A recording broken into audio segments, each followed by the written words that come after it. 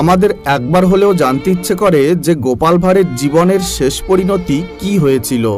শোনা যায় তৎকালীন বাংলার নবাব সিরাজউদ্দৌলা গোপাল ভাঁড়কে ফাঁসির আদেশ দিয়েছিলেন, কিন্তু কেন? হ্যাঁ, আজ সেটাই দেখব না জানা ফ্যাক্টের এই ভিডিওটিতে।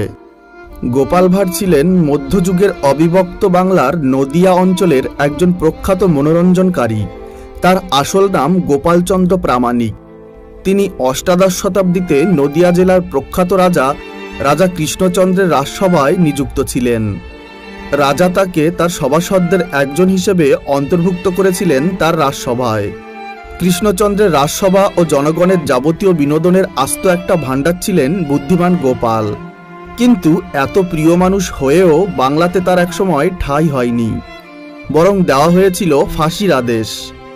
তরুণ সিরাজউদ্দৌলা ওই সময় বাংলার প্রেসিডেন্সি, বিহার ও উড়িষ্যারও নবাব ছিলেন। তার কাছের মানুষেরা যেমন মীর জাফর, ঘসেটি বেগম, জগৎ শেঠ, রায়দুর্লভ ও উমিচাঁদ সহ অনেকেই গোপনে গোপনে নবাবকে সিংহাসনচ্যুত করার অপচেষ্টায় লিপ্ত ছিলেন। তারা প্রত্যেকেই তাদের নিজস্ব স্বার্থ হাসিলের জন্য শর্ত সাপেক্ষে ইংরেজ বণিকদের সঙ্গে চুক্তি করেন। আর ঠিক ওই সময় কৃষ্ণনগরের রাজা কৃষ্ণচন্দ্রও নবাব বিরোধী এই ভয়ঙ্কর খারাপ লোকেদের বলয়ে যোগ দেওয়ার পরিকল্পনা করেন। কৃষ্ণচন্দ্রের এই পরিকল্পনায় তার রাজসভার সবাই তাকে সমর্থন করলেও শুধু একজন ব্যক্তি তাকে এ বিষয়ে সমর্থন করেনি, আর তিনি হলেন গোপাল ভাঁড়। একদিন সভা শেষে রাজা কৃষ্ণচন্দ্রের কাছে গোপাল গেলেন এবং বললেন, মহারাজ, ইংরেজদেরকে বিশ্বাস করবেন না। ইংরেজরা গায়ে সূচ হয়ে ঢুকে ফাল হয়ে বের হবে। তাদের স্বার্থবিরোধী যদি কোনো কাজ করেন তাহলে সব উপকারের কথা ভুলে আপনাকেও শুলে চড়াতে তারা পিছুপা হবে না। মীর জাফরদের দলে যোগ দিয়ে বাংলার এমন সর্বনাশ না করতে গোপাল বারবার অনুরোধ করলেন রাজা কৃষ্ণচন্দ্রকে। কিন্তু কে কার কথা শোনে? রাজা তার কোনো কথায় কর্ণপাত করলেন না, বরং তার রাজসভাসদদের নিয়ে গোপালকেই বিদ্রূপ করে হাসি ঠাট্টা করতে লাগলেন। ঠাট্টা করতে করতেই কৃষ্ণচন্দ্র গোপালকে শর্ত দিলেন যে গোপাল যদি নবাবের কাছে গিয়ে মুখ ভেঙচি দিয়ে ফিরে আসতে পারে তবেই তিনি নবাবের বিরুদ্ধে কোনো দলে যোগদান করবে না। কৃষ্ণচন্দ্রের এই শর্ত শুনেই গোপাল তখনই হাঁটা শুরু করলেন মুর্শিদাবাদের দিকে। মুর্শিদাবাদে পৌঁছানোর পর দেখা দিল আরেক সমস্যা। ভাগীরথীর তীরে গড়ে ওঠা হীরাঝিল প্রাসাদে কিছুতেই গোপালকে ঢুকতে দেওয়া হচ্ছিল না। গোপালের মাথায় তখন একটা বুদ্ধি এলো। সে ইচ্ছা করেই নবাবের এক প্রহরীর হাতে কামড় বসিয়ে দিল। ফলে বিচারের জন্য নবাবের কাছে নিয়ে যাওয়া হলো গোপালকে। আর এভাবেই নবাবের সাথে দেখা হলো গোপালের। সমস্ত ঘটনা শুনে নবাব বললেন, তুমি কে আর কেনই বা এসেছো এই মুর্শিদাবাদ শহরে? গোপাল তখন কোনো কথা না বলেই হঠাৎ নবাবকে মুখ ভেঙচি দিলেন। স্বাভাবিকভাবেই নবাব রেগে গিয়ে গোপালকে আটক করলেন এবং বললেন, আগামীকাল তোমার বিচার হবে। এরই মধ্যে গোপালের সঙ্গে মীর জাফরের দেখা হলো। তখন গোপাল চুপি চুপি করে বললেন, আমি এসেছিলাম তোমাদের ষড়যন্ত্র ফাঁস করে দিতে, কিন্তু আমি কিচ্ছু বলবো না, কারণ এসব কথা ফাঁস করে দিলে রাজা কৃষ্ণচন্দ্রও ফেঁসে যাবে।